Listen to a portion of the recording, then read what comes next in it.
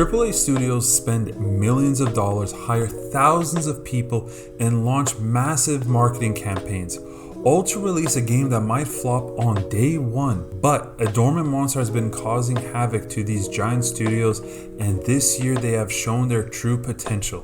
Indie games. These so-called small projects are no longer just filler between big releases. Some of them are breaking records, dominating headlines, and pulling players away from the biggest studios in the world. And here's the kicker. Many of them are made by just a handful of developers, and sometimes just one person. So today, let's talk about why indie games are such a threat to AAA and why they're going to be changing the future. For years, indie games were just these cute little side projects that people would play in between big releases like Halo, Call of Duty, or Assassin's Creed. But thanks to platforms like Xbox Live Arcade, they gave them the reach to bigger audiences and their time to shine.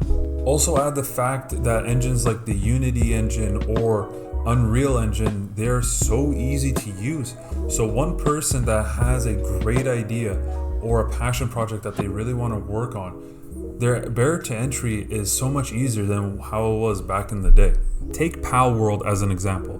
With little marketing and the power of memes, it went viral overnight, hitting millions of players and sparking endless conversations. Or look at Stardew Valley, a game built by one person that became a cultural phenomenon. Indie games no longer need the marketing machine. If they have charm, if they have a soul, if they give players something fresh, they can dominate on word of mouth alone, just like how Minecraft started. When was the last time AAA did something fresh?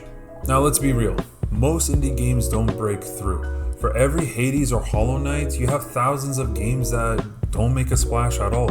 No one hears about them. But here's one of the best parts of being an indie game.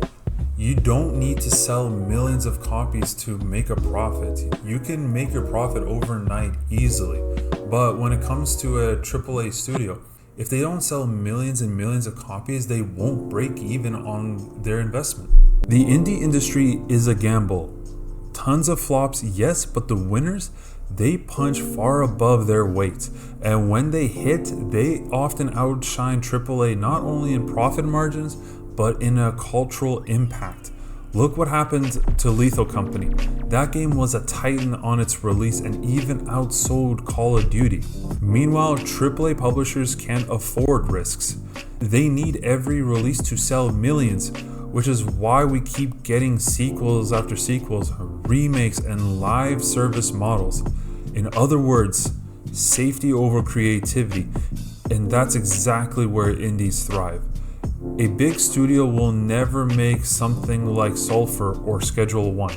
AAA studios might have the money, the manpower, and the marketing, but there's one thing that they lack so much: freedom. Indie developers can take risks. They could have fun, unique art styles, unique gameplay mechanics, and an immersive story that's not bogged down and struck down by a boardroom of people who don't understand gaming. Look at Hollow Knight, a haunting hand-drawn Metrovania that captured millions with its difficulty, atmosphere, and lore. It's one of the most celebrated indies ever made, and yet it's not something most AAA studios would even greenlight. It's too dark, it's too niche, it's too risky. I generally can't think of the last platformer like Hollow Knight come out from one of the big guys. Or look at Expedition 33, look at its original art style and way to tell a story.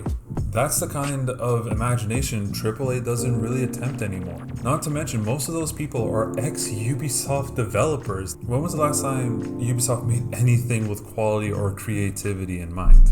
Not to mention, this small studio of just 30 people made a laughingstock of the entire gaming industry with how they were able to actually optimize the Unreal Engine, unlike most big studios that can't do anything with the Unreal Engine 5. Indies also carry something AAA has lost: charm. Whether it's quirky pixel art of Undertale, the cozy world of Stardew Valley, or the brutal challenge of Celeste, indie games look and feel unique. You're playing something that was made out of passion, not a quarterly report. They also have characters that you're actually going to feel for in the story. Again, going back to Expedition 33, Each character I cared for, and I don't remember when was the last time that happened to me in a AAA game. The last time I remember AAA studios trying to have me care for a character, that was Tosh from Dragon Age, and I wouldn't touch that character with a 10-foot pole. And also, this is the big thing about indie games. They're just not surviving the gaming industry. They are shaping it every time a big indie game is released. Look at roguelites, survival crafting, or the retro aesthetic. They all started with an indie game, and then when they were popular, those AAA studios tried to mimic those same things that made those games unique. Take the Palworld effect. Whether you love it or hate it, that game proved that an indie game could rival juggernauts like Pokemon in both popularity and conversation. It made the industry stop and say, wait, did this small team do what a billion-dollar company couldn't? Make something with Pokemon not look like absolute garbage? Sorry to those who like Pokemon, I genuinely find it crazy that Pokemon is so big and it still looks the way it does, like it came from the GameCube. And then there's Hollow Knight Silksong. This indie sequel is one of the most hyped releases in gaming right now.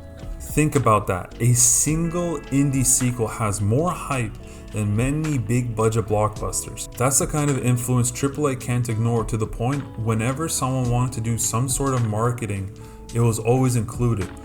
Look at Microsoft when they were announcing the handheld, or Nintendo for the Nintendo Switch 2. They both had Hollow Knight Silksong, and not to mention, Silksong crashed 3 of the online markets. Storefronts like Steam are made to withstand large consumer bases. That's the power of a quote-unquote small game. Quality and uniqueness are big things as to why they're so popular, but there's also one other thing that makes indie games thrive, and that's the price. Why would I spend $70 on a buggy mess that is probably going to die in a few months because it didn't have a big enough player base? Or how about I spend $20 on Hollow Knight Silksong and have a quality product that I know I'm going to like?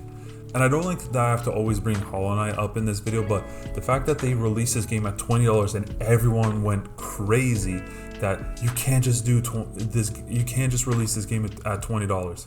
That proves how much of an impact this game has. AAA releases are also often weighed down by microtransactions, battle passes, or broken launches. Indies, meanwhile, usually often are complete, polished experiences up front. The only bigger studio that actually seems to care about value is Embark Studio with the finals, which is why I'm excited for our creators a lot. The threat isn't that indies will replace AAA. We all know AAA will always be around. The threat is that they're redefining what players expect from games. If AAA doesn't evolve, if it doesn't stop relying on old trends, the same old formula, players will keep turning to indies for innovation, authenticity, and charm. In the end, indie games are more than just small side projects. They're changing the entire gaming landscape. They've proven you don't need a massive budget to create a masterpiece. And as they continue to grow, AAA studios have to make a choice: evolve or risk being left behind. Why can't these big studios just take those large groups of people to make one big game and instead make them into multiple smaller teams and have them have freedom to create something unique and then build upon that? But what do you guys think? Do you think indie is the threat that I'm making it out to be? Or do you think everything's very balanced? Let me know in the comments down below, and if you like this video, hit the thumbs up, and if you want to see more videos like this where I discuss video games or I'm starting to do reviews, hit the subscribe button, and until then, I'll see you next time.